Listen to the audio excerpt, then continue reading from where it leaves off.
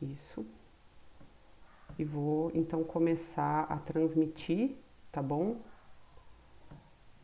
E aí vocês me falam se tá rolando. Eu não vou estar mais na tela aqui, tá bom? Isso. Acho que já tá apresentando aí para vocês, né? Tá no primeiro slide aí, gente, agentes formadores e Sim, moderadores de tá no relevo. primeiro slide. Beleza, ótimo. Então, pessoal, não sei se vocês vão se lembrar da aula da semana passada, a gente também falou sobre os agentes formadores e modeladores do relevo, só que nós falamos, né, dos agentes internos na semana passada, tá?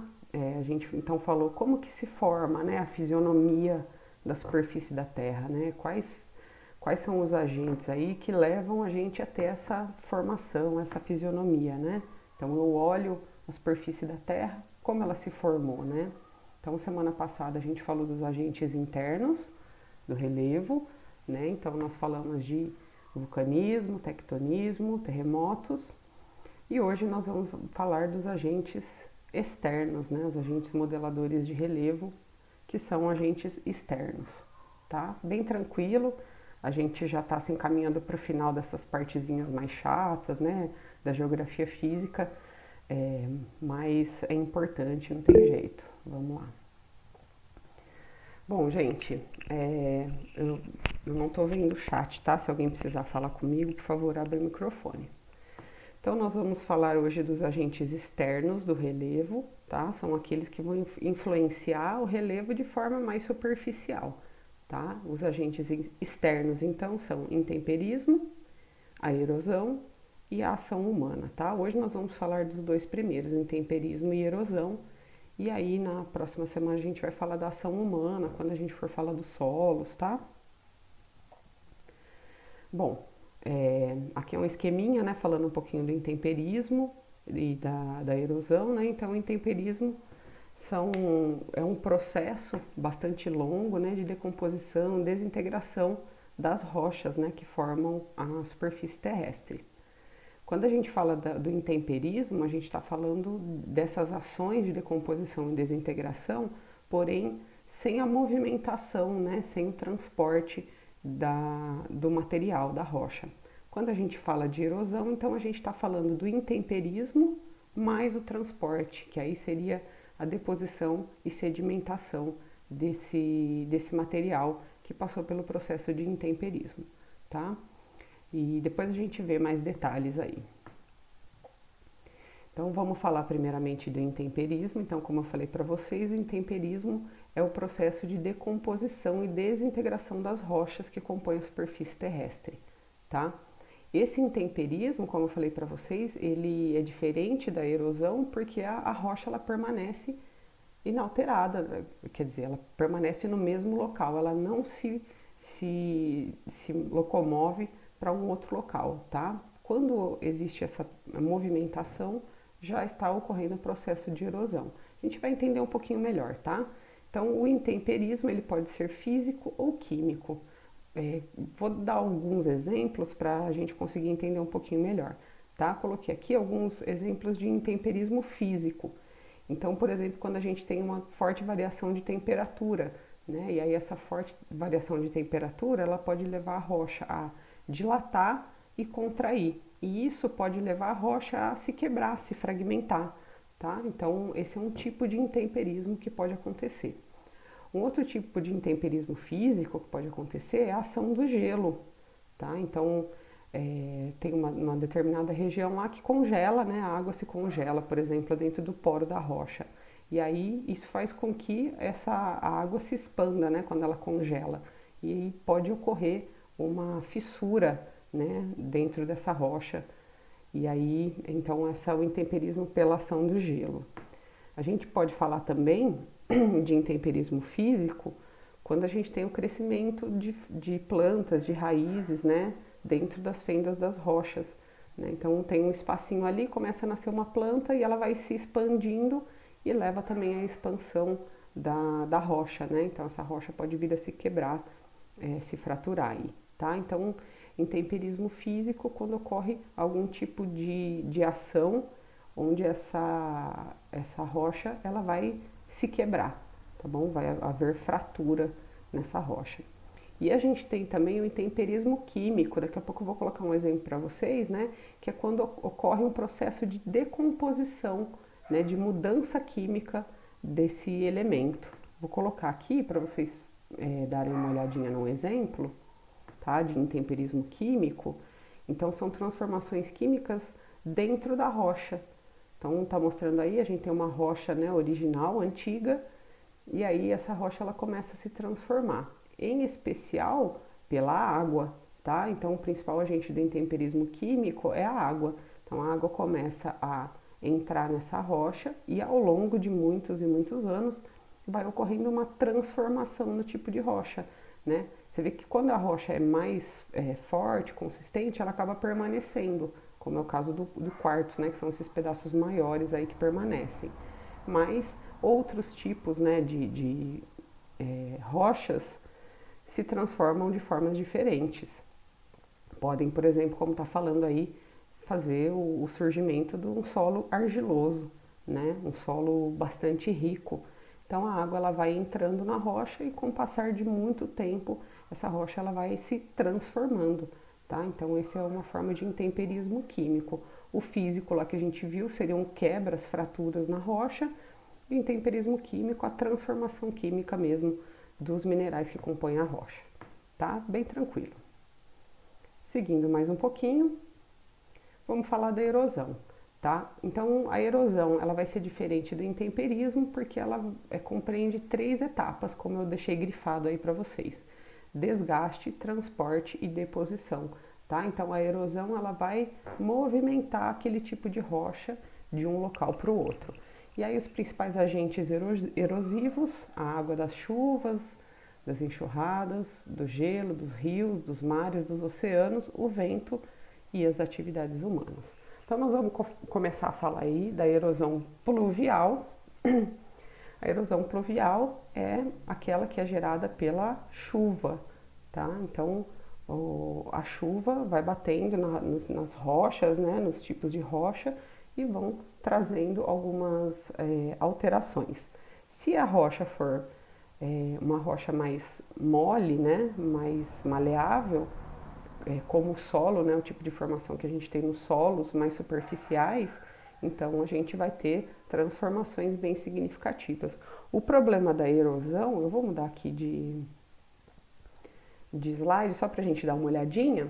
Quando a gente tem erosões mais profundas, né, a gente tem algumas erosões mais superficiais e erosões mais profundas, tá? Quando a gente tem as erosões mais profundas, a gente tem uma perda, né, isso ocorre, né, pela perda da vegetação, a retirada da cobertura natural, mudanças de cursos de rios, tá? E aí, quando a erosão é mais profunda, como essa que vocês estão olhando aí, tem a formação de crateras, né? E grandes pedaços de terra são transportados, né? As erosões mais superficiais, elas não trazem tantas alterações na fisionomia do solo, né? E já nesse tipo de erosão, né, você vê que é um solo aí que ele já não tem uma grande cobertura vegetal, é uma região de pastagem, né? Então essas regiões com pouca cobertura vegetal, elas são facilitadas aí, né? Facilitam a erosão, inclusive essas erosões mais profundas, tá? E que levam, né, esse tipo de erosão faz o transporte dos minerais, por exemplo, né, que tem nesse solo, deixando esse solo cada vez mais empobrecido. Aqui nas zonas urbanas, a gente tem erosões muito comuns nas beiradas de rios, por exemplo, né? Então eu vou ali, retiro a cobertura vegetal, né? Retiro as árvores da beirada do rio, a mata ciliar, e aí ocorre esse tipo de erosão que a gente está vendo aí, tá? Tanto a de sulcos, né, como essa de ravinamento, que já é mais profundo. A gente estava com uma erosão aqui em São Carlos, bem ali na frente do fórum, né? Teve uma chuva, levou um pedaço ali da contenção de cimento e ficou aberta, a terra ficou aberta, né? Ficou sem nenhuma cobertura. E aí as chuvas que foram passando, né, nos dias seguintes, aí foram abrindo cada vez mais esses buracos, né? Então a erosão ela é presente tanto nas zonas rurais como também na zona urbana, tá? Bastante comum. Inclusive, como uma alternativa, digamos assim, para a erosão é fazer toda a construção de cimento, né? Deixar um rio dentro, né, de uma caixa de cimento, que é a solução, entre aspas, assim, que foi colocada nas grandes cidades, né? Para não ter erosão, eu simplesmente retiro a terra. Bem legal, né? Bem inteligente. A gente tem um outro tipo de erosão, gente, que são os deslizamentos. É bem comum esse tipo de erosão nas épocas onde chove mais, né? Principalmente também a gente encontra esses deslizamentos de terra em regiões de ocupações irregulares, em regiões onde foi retirada a cobertura vegetal, né? E aí o que segura essa terra de deslizar geralmente são as raízes das plantas, das árvores, né? E aí eu retiro a cobertura vegetal e faço uma construção como essa que vocês estão vendo aí, né? Uma parte já deslizou, né? Já foi embora. E essa casa pendurada aí, né? Com certeza, se chover mais dias, pelo que a gente observa, a estrutura já está até rachada aqui na parte da frente e o solo, ele está bem solto, né? Ele está bem removido. Então, se ocorrer maior quantidade de chuvas nessa região, pode ser que tenha mais deslizamentos. Deixa eu liberar lá a sala, que tem alguém pedindo para entrar. Pronto. Vocês vão me falando se está tudo em ordem na apresentação, tá? Que às vezes quando eu saio e volto, pode ser que dê algum pau, vocês me falam, tá? Então, esse tipo de erosão, que é o deslizamento, ele é formado principalmente pela água da chuva, tá? Então, também é um elemento bem importante. Algumas regiões, que são regiões serranas, né? Regiões onde a gente tem presença de serras, de morros, é muito comum as pessoas fazerem a ocupação, né, dessas regiões, se instalarem nas encostas, nos morros, né? E aí, claro, quem vai fazer essa ocupação geralmente são pessoas que não têm onde habitar, pessoas mais pobres, né? E aí não conseguem fazer uma estrutura realmente forte para essas habitações, né? Então ocorre aí a chuva e esses deslizamentos de terra acabam ocorrendo, e quando eles ocorrem em locais habitados, os resultados são péssimos, né? Muito tristes. A gente tem um caso bem ilustrativo aqui no Brasil desse tipo de ocupação irregular, que foi um antigo lixão, vai vendo o Brasilzão, né, gente? Um antigo lixão, e aí esse lixão ele foi aterrado, né? Jogaram terra em cima e passou um tempo, cresceu uma cobertura vegetal, e as pessoas foram morar em cima desse lixão, acreditem ou não, né? Desse antigo lixão, né? E aí as pessoas construíram as suas casas e tudo mais. Eu não lembro agora o nome do morro, foi no Rio de Janeiro. E aí as pessoas ocuparam essa localidade e aí começou a chover muito, né? A gente tem um clima tropical, né? Tropical típico, onde tem uma época do ano que chove muito, e aí começou a chover muito, infiltrar água, né? No solo. Porém, esse solo sem a cobertura vegetal, com a construção dessas habitações mais precárias, e aí ocorreu um grande deslizamento de terra, né? Esse morro inteirinho, onde era o lixão, veio abaixo e todo mundo foi soterrado. Tem pessoas que até hoje não foram encontradas, né? Porque houve uma movimentação de terra muito grande e pelo tipo de material que estava ali no subsolo, aumentou ainda mais o processo de decomposição dos corpos e eles acabaram sequer conseguindo encontrar algumas das pessoas aí que foram soterradas.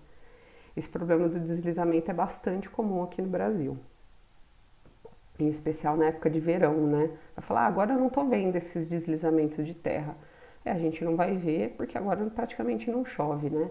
Mas bem no começo do ano, não sei se vocês vão lembrar, na região ali do Guarujá, Santos, São Vicente, houve uma chuva muito forte, durou uns 3, 4 dias e vários deslizamentos de terra, várias pessoas morreram. A gente falou um pouquinho da erosão gerada pela chuva, agora nós vamos falar da erosão gerada pelo movimento dos rios, das águas dos rios, tá? Então, o movimento do rio, ele também vai gerando uma erosão. Vamos pensar aqui nos rios de São Carlos, né? Que a gente tem, por exemplo, ali o Rio Gregório, o Rio Monjolinho, o Rio Tijuco, né? Tem até o Ribeirão Feijão também que abastece a cidade. Esses rios, né? Eles vão correr dentro do seu leito, né? Porém, onde ele vai cavando, né? Onde o rio vai correndo, ele vai abrindo um buraco, digamos assim, né? O seu vale, essa abertura onde o rio vai passando e vai erodindo, a gente vai chamar de vale, né? Aqui em São Carlos, por exemplo, a gente tem uma região ali que a gente pode chamar de vale, por exemplo, a Baixada do Mercado, né? Então a gente tem duas regiões bem altas, né? Os dois lados ali, Praça Santa Cruz e a Praça da Catedral, por exemplo, e a Baixada ali do Mercado, né? Que é onde corre o curso do rio. Ali é a região do Vale do Rio Gregório, né? Então onde o Rio Gregório foi se construindo. E claro, né, hoje a gente tem um rio retificado, como eu falei para vocês, colocado dentro de uma caixa de cimento.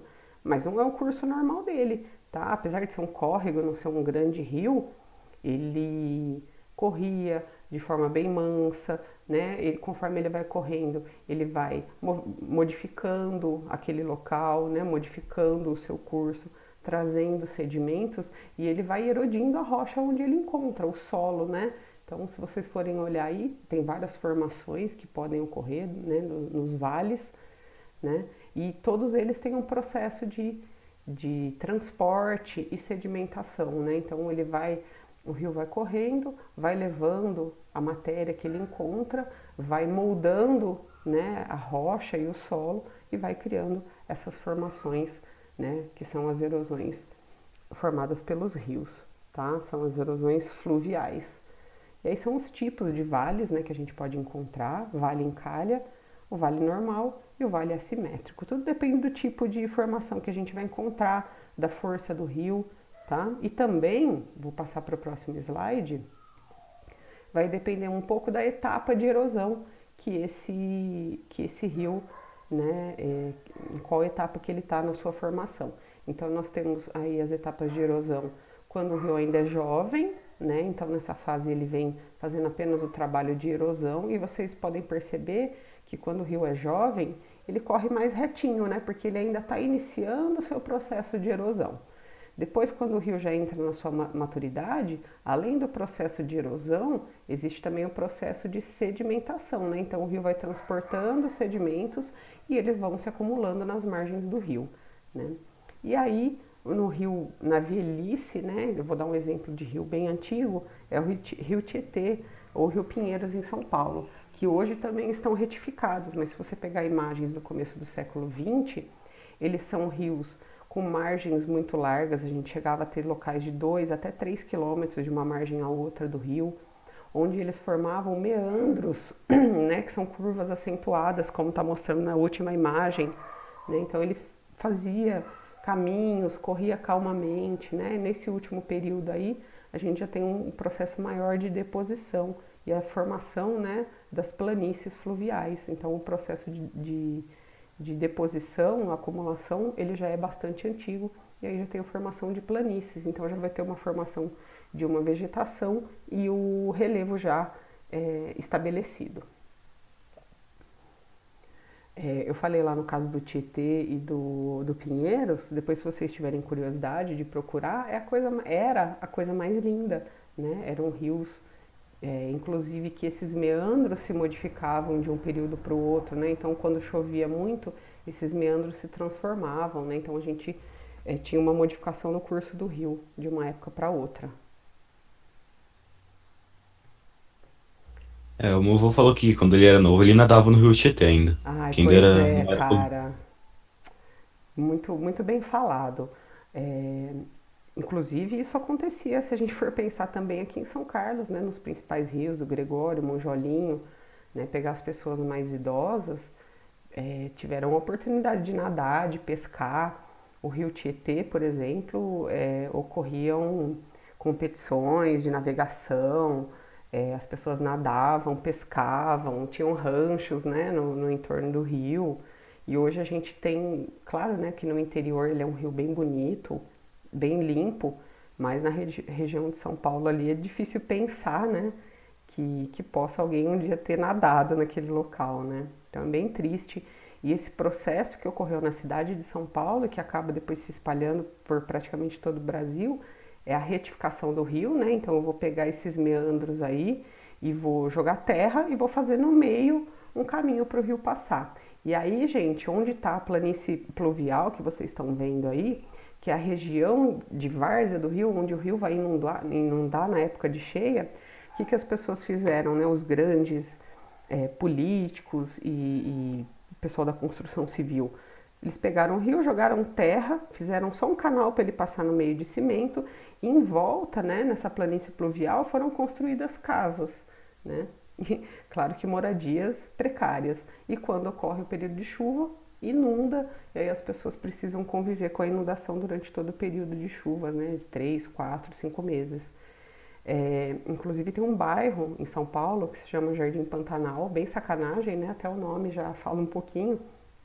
E aí quando começa a chover inunda e o bairro só volta a ficar seco novamente passados 2, 3 meses, tá? Então é uma situação bem triste, mas que é uma realidade lá em São Paulo e é uma realidade também aqui em São Carlos, né? Foi construído todo o comércio de São Carlos, o principal comércio, ali na planície pluvial, né? Foi o rio retificado, mudado o seu curso, aterrado, né? Tanto é que ele passa ali por baixo do Mercadão e a gente não vê. Porém, quando chove muito, o rio tá ali, né? Não tem o que fazer, a água sobe e inunda. Não adianta, enquanto o comércio estiver na várzea do rio, né? Onde o rio precisa crescer, né? Na época de chuva, a gente vai continuar vendo. Eu era criança e isso acontecia, hoje eu já tô com 36 anos, continua acontecendo. Quando eu tiver 70 vai continuar acontecendo, a não ser que o comércio seja mudado de local, tá? Por que o comércio foi colocado ali? Porque é um dos locais mais antigos da cidade, onde iniciou realmente as atividades, né? Que é entre a linha do trem e a catedral. Vamos falar um pouquinho agora das águas subterrâneas, né? Eu quero que vocês observem o esqueminha, dá para entender só observando a imagem, tá? Então tem o curso natural do rio, né? E aí esse rio, o processo de passagem da água pela rocha vai gerando a erosão, né? Essa rocha, ela é uma rocha que não é tão dura, né? A gente pode encontrar isso em alguns locais, né? Solos que são mais moles, né? Então a gente solo do calcário, por exemplo, né? Então a água vai entrando, mesmo ainda enquanto o rio existe, né? Enquanto ainda tem o curso do rio, e vai se criando rios subterrâneos, né? Águas subterrâneas.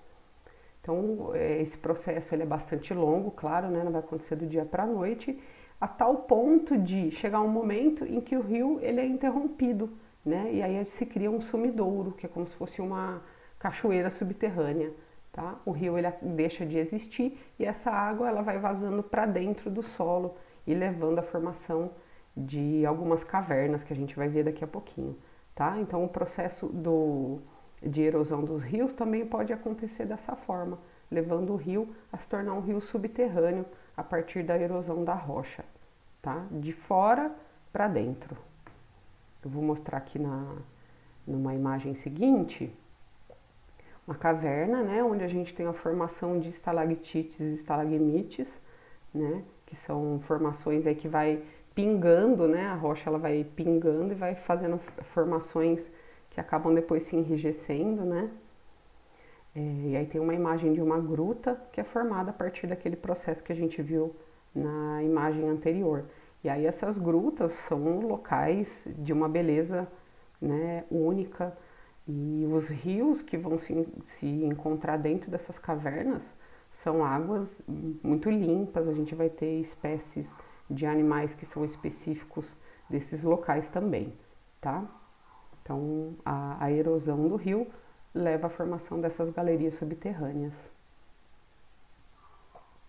Continuando aí no processo de erosão, falar um pouquinho da erosão marinha, tá? E a erosão marinha ela pode acontecer, né, nesse processo de acumulação, como vocês podem olhar aí. Então a água do mar, né, ela vai erodindo, mas ela também vai trazendo material, né, então ela faz uma constante movimentação, né, de material. Então ela vai erodindo as rochas, né, lembra que eu mostrei lá na primeira aula nossa, agora já nesse modo remoto, a areia, né, que era a areia aumentada no microscópio. São mini pedaços de rocha que foram erodidos ao longo do tempo.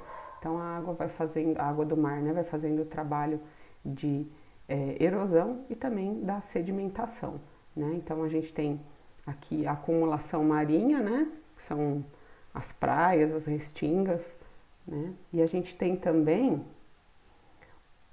a erosão marinha de destruição, de desgaste, tá? Então aqui a areia da praia, por exemplo, é a acumulação marinha, né? Então a movimentação dessa areia, a destruição da rocha, até com que ela se forme, né? Essas formações, no caso aqui os recifes. E a erosão, ela pode ser uma erosão de desgaste, de destruição, como a formação das falésias, que é essa imagem também, a imagem já fala bastante, né? Com o passar gente, processo muito longo, né? Não preciso nem falar, passagem de milhares de anos aí, a gente vai tendo a chamada abrasão marinha, né? Destruição da rocha, né? Pelas águas e também a deposição, né? Desse material. Uma parte dele é transportada e vai embora, outra parte fica ali depositado, né? Que é a areia, por exemplo, né? A areia do mar que acaba ficando ali, que é o processo de desgaste da rocha, tá? A imagem já mostra bastante aqui como que é feito esse tipo de erosão marinha. Continuando aqui, nós vamos falar da erosão glacial, tá? A erosão glacial, claro, a gente sabe, a gente não tem aqui no Brasil, porque nós não temos formações montanhosas, né, que tem a formação do gelo, das neves eternas. Deixa eu dar um golinho de água, peraí. A gente tem alguns tipos de relevo que são muito acentuados, né, acima de 3.000, 3.500 metros de altitude, onde a gente tem surgimento de neves eternas, né, são regiões que são sempre congeladas. Porém, uma época do ano que é mais quente, né, os verões, ocorre o degelo desse material e aí tem a criação dos vales glaciais, né? O rio Amazonas, por exemplo, ele é feito ele nasce, né, a nascente do rio Amazonas a partir do derretimento de geleiras alpinas, né? No caso nosso aqui, das proximidades aqui dos Andes. A gente tem também a erosão glacial continental, que é formada em regiões muito frias, né? Tá falando aí Antártida, Groenlândia. Também no período mais quente, né, ocorre um derretimento desse gelo, né? E aí podem, se for no caso continental, formação de grandes blocos de icebergs, ou se for em regiões alpinas, né, a gente vai ter a formação desses vales glaciais. Então o derretimento do gelo, o derretimento da neve altera a formação do relevo superficial, tá? Então tem essas duas formas aí onde o relevo pode se transformar. Claro que a gente tem hoje um processo muito acentuado de degelo, tá? Então a gente tem transformações superficiais muito mais acentuadas, né, do que a gente tinha há algum tempo atrás. Tem alguns locais de neves eternas, Monte Fiji, por exemplo, o Kilimanjaro na África, que eles praticamente não têm mais a existência das neves eternas, né, devido às mudanças climáticas. Então, os invernos eles são menos rígidos e os verões são mais quentes, né? Então, o derretimento das geleiras ele hoje ocorre num processo muito mais acentuado. Então, a gente tem transformações superficiais pelo gelo, mais acontecendo de forma mais rápida do que algumas décadas atrás. Aqui, gente, está mostrando, né, uma imagem do livro, a formação de um vale glacial. Então, conforme foi ocorrendo o derretimento da água, ele vai erodindo a rocha, né, e formando, no vale aqui, no caso aqui, o vale glacial no Alasca, tá? Então, vai derretendo grandes quantidades de gelo, se formando como se fossem rios, né, gelados aí e fazendo o processo de transporte de sedimentos. E aí nós vamos chegando aqui mais para o final, vamos falar da erosão eólica, né? Eólica é do vento, então uma erosão formada pelo vento. E aí nós temos dois tipos, né, de erosões eólicas, que aí seria o de destruição e de acumulação. Esse que a gente está vendo aqui, que é uma duna, né, no deserto da Califórnia, de acumulação. Então o vento ele vai batendo na rocha, né? Em alguns locais o vento ele tem uma participação mais importante do que em outros locais, tá? Alguns locais venta muito mais do que em outros. Por exemplo, aqui em São Carlos nós somos a segunda cidade do estado onde mais venta, então pode ter certeza que nós temos bastante processos erosivos acontecendo, tá? A rocha ela é destruída pelo vento, né? Pequenas partículas vão sendo soltas, removidas e sendo transportadas para outras regiões onde elas se acumulam, tá? Então a destruição da rocha, né? A erosão da rocha e o transporte. Aí, quando essa erosão ela vai sendo transportada para uma região e se acumula, como o caso que nós temos as dunas, tá? Eu vou passar o slide seguinte e depois eu volto nesse. Esse tipo de formação que eu vou mostrar para vocês é de destruição, tá? Erosão eólica de destruição. Olha que interessante, tá? É uma formação que eles falam que é em taça, né? Olha como o processo erosivo dessa rocha. Provavelmente ela era uma rocha íntegra, né? E aí ela foi passando por um processo de, nesse caso aqui, erosão, principalmente eólica. Claro que tem a erosão da chuva também, tá? Mas passa por um processo de erosão eólica. O vento vai batendo nessa rocha e vai soltando pequenas partículas. Essas partículas elas são transportadas até outras regiões. Em algumas regiões essa acumulação é ainda maior, tá? Então a gente tem a formação das dunas, tá? No caso tem aqui nos Estados Unidos, mas a gente tem também várias e várias regiões de dunas aqui no Brasil.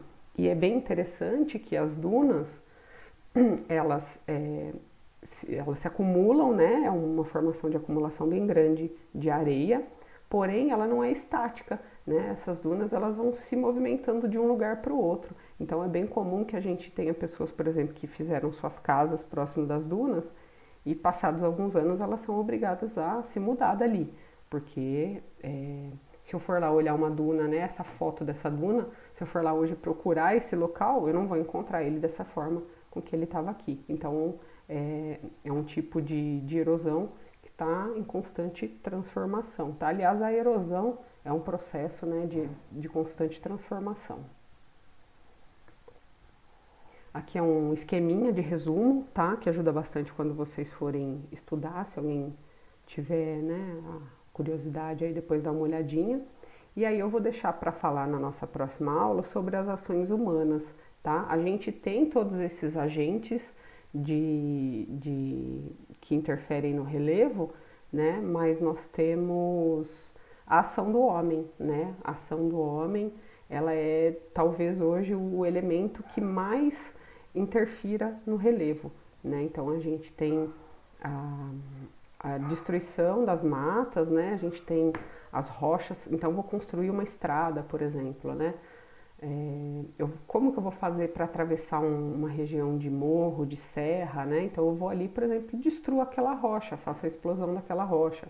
Ou, aqui em São Carlos, eu vou construir um novo residencial numa região de mata, que é o que acontece, né, gente? Vou lá, faço a retirada daquela mata. É um terreno que tem um relevo mais acentuado, eu vou lá e deixo aquele terreno plano para construção, né? Então o homem, a ação do homem, ela é determinante hoje como um agente de relevo, mas nós vamos falar um pouquinho mais sobre isso na próxima aula, certo? E aí, gente, seguinte, precisamos ter uma conversinha sobre avaliação contínua, tá? Eu vi que alguém tinha perguntado lá no chat lá, né, sobre a entrega de avaliações. Até hoje, então, nós não tivemos nenhuma entrega, tá? Vocês fizeram algumas atividades, mas apenas para o exercício, né? Apenas para vocês continuarem exercitando aquilo que a gente aprendeu durante a aula. Espero que vocês estejam exercitando, fazendo essas atividades, tá? Claro, né, vocês já estão no primeiro ano, então eu entendo, tenho para mim que vocês conseguem compreender a importância de fazer esse estudo em casa, né? Tem que estar sempre estudando em casa. Então, eu estou disponibilizando material para vocês, espero que vocês estejam conseguindo acessar esse material e que estejam fazendo também as atividades. né? O comprometimento com a realização das atividades, ele tem a ver comigo, mas ele tem a ver muito mais com você, tá? Então até agora eu entendi que você foi fazendo as atividades para fazer a manutenção, né, do que a gente está aprendendo até agora. Até agora a gente fez um conhecimento bem específico, né? Então precisa realmente retomar para conseguir executar as atividades. Eu pedi alguns exercícios do livro, outros não, mas você pode sempre ficar à vontade para fazer, tá bom? Os exercícios mesmo que eu não peça. E aí então, gente, hoje nós vamos fazer nossa primeira avaliação contínua, tá? Eu vou colocar essa avaliação no ar logo depois do almoço, entre 2 e 3 da tarde, e aí eu vou deixar uma semana aí para vocês fazerem, tá? Tô colocando até o dia 15, então a gente tem até semana que vem para vocês me entregarem. Essa atividade ela vai ser uma coisa bem simples, ela é uma questão objetiva que vocês vão ter que responder, tá? Então eu vou ao longo desse bimestre tem essa avaliação contínua. Em breve nós teremos mais uma e depois no final uma avaliação mesmo final. Essas duas avaliações contínuas, gente, que nós vamos fazer, vão ser avaliações objetivas, escritas. E depois a avaliação final ela vai ser em forma de teste, de múltipla escolha. Que assim eu consigo ter um pouco de contato com a escrita de vocês, tá? Mas lá no final, nesse modo remoto, é muito difícil fazer prova objetiva, né? Imagina eu corrigir 70 provas objetivas nesse modo remoto, é muito complicado, tá? Então lá no final a gente vai fazer uma prova de múltipla escolha. Eu vou disponibilizar então essa prova hoje entre 2 e 3 da tarde, tá? E aí vocês podem começar a fazer de forma bem tranquila. E aí, se vocês forem tendo dúvidas, deixa eu voltar aqui para a página. Então, conforme vocês forem, vou parar a apresentação. Conforme vocês forem tendo dúvidas, né? Conforme vocês forem fazer atividade e tiverem dificuldade, vocês podem entrar em contato comigo, tá? Tanto escrever lá na parte onde a gente conversa, tá? Como também você pode mandar um e-mail para mim se você tiver necessidade, tá bom? Bem simples essa comunicação. Então, entrem sempre em contato. Sobre o que a gente falou hoje, gente, vocês têm alguma pergunta? Querem tirar alguma dúvida? Tomar uma água aqui enquanto vocês me falam, estão com alguma dúvida.